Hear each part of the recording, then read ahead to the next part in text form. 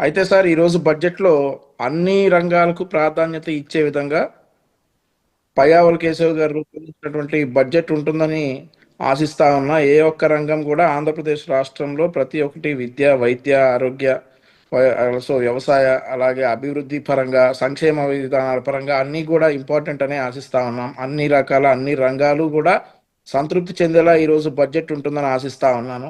ఏదైతే ఆంధ్రప్రదేశ్ రాష్ట్రం ప్రస్తుతం ఉన్నటువంటి పరిస్థితుల్లో ఒక ఛాలెంజ్‌గా తీసుకున్నటువంటి ముఖ్యమంత్రి చంద్రబాబు నాయుడు గారు, అలాగే 2 సంవత్సరాలు ఈ ఈ రా రాష్ట్రాన్ని మరి అభివృద్ధి రంగంలో పరుగులు పెట్టించారు. అదే కాక మనకొచ్చినటువంటి పెట్టుబడులు కూడా మనం చూసాం.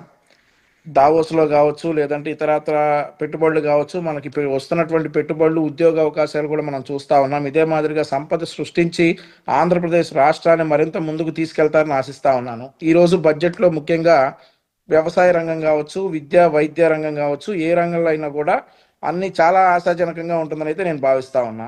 ముందుగా వ్యవసాయ రంగంలో చూసుకుంటే రాష్ట్రం గణనీయ అభివృద్ధి చెందింది వ్యవసాయ రంగంలో. మరొకసారి ఇదే తరహాలో బడ్జెట్ ప్రవేశపెట్టి రాష్ట్రాన్ని మరింత ముందుకైతే తీసుకెళ్లాలని నేను ఆశిస్తా ఉన్నా.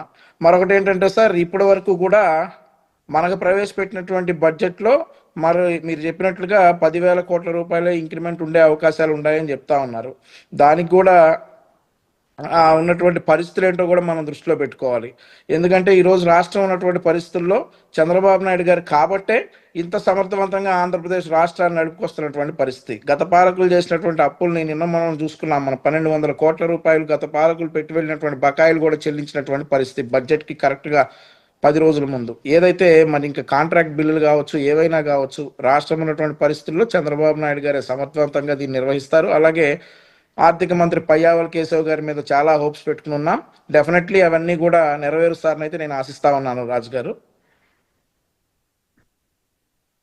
ఇంకొకటి ఏంటంటే వైఎస్ఆర్ కాంగ్రెస్ పార్టీ ఏమంటుందంటే మేము 2019 నుంచి 24 మధ్య కాలంలో కేవలం 3,32,671 కోట్లు మేము అప్పులు చేస్తే కూటమి ప్రభుత్వం అధికారంలోకి వచ్చిన 2024, 25, 25, 26 అంటే ఒక దాదాపు ఈ కాలంలో దాదాపు 3,20,000